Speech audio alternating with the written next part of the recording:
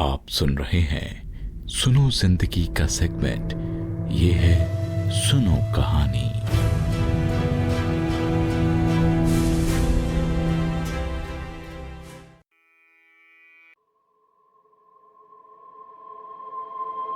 कभी किसी शख्स से मुलाकात यूं होती है कि वो जाते जाते भी जिंदगी की कोई लकीर बदल देता है। आज की कहानी है ऐसे ही एक लड़के की जिसकी जेब में रोटी नहीं थी मगर ख्वाब थे, और ख्वाब भी ऐसे जो सरहदें पूछते नहीं थे। कहानी है अधूरी कविता वाला लड़का। लोग उसे जस्सी कहते थे। गांव में रहता था मगर दिमाग कहीं और खोया रहता। खेतों में काम करता मगर आंखें बादलों में उलझी रहती। बाकी लड़के जब मेला देखने जाते वो मिट्टी में बैठकर पत्तियों पर कविता लिखता। उसके पास कलम नहीं थी, वो नीम की डंडी से गीली जमीन पर अल्फाज उकेरा करता। उसकी माँ कहती, इस लड़के को चूल्हे की फिक्र नहीं, बस किताबों के भूत सवार हैं। और बाप वो कहता, कविता से कभी कोई खेत नहीं सींचा जा सकता जस्सी। लेकिन जस्सी को खेत नहीं इंसान सींचने थे। 7वीं क्लास में उसे फजीना से मोहब्बत हो गई। वो एक उर्दू टीचर की बेटी थी जो खुद भी मीर और फैज की शायरी पढ़ा करती थी। एक दिन जस्सी ने उससे कहा, मुझसे इश्क मत करना क्योंकि मेरी जेब में मोहब्बत का वीज़ा नहीं, बस बगावत का पासपोर्ट है। फजीना हंस पड़ी मगर उसकी आंखों में एक सवाल रह गया।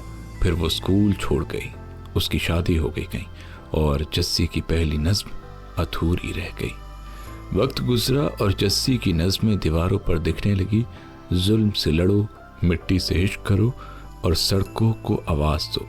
उसकी कविताएं अब सिर्फ कागज़ पर नहीं, गांव के सरपंच के डर और थानेदार की आंखों में सवाल बनकर चिपकने लगी। लोग कहने लगे, ये जस्सी पागल हो गया है, न किसान है, न शायर, न नेता, फिर ये बनना क्या चाहता है?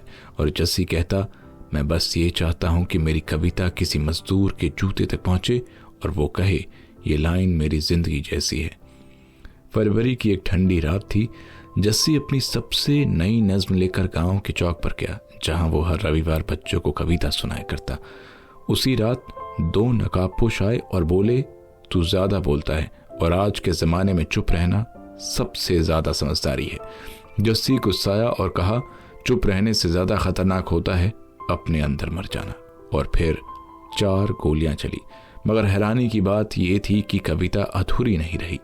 आज भी उस गांव की दीवार पर एक अधूरी नज्म लिखी है, नीम की डंडी से खींची गई, मिट्टी में उकेरी हुई। लिखा है, मैं पाश नहीं, लेकिन जब भी मेरी आवाज दबाई गई, किसी खेत में कोई नया जसप्रीत जन्म लेता है। ये थी कहानी उस लड़के की जिसने मोहब्बत में हार खाई पर सच्चाई में जीत लिख दी। आपको ये कहानी कैसी लगी आप नीचे कमेंट सेक्शन में हमें कमेंट करके बता सकते हैं।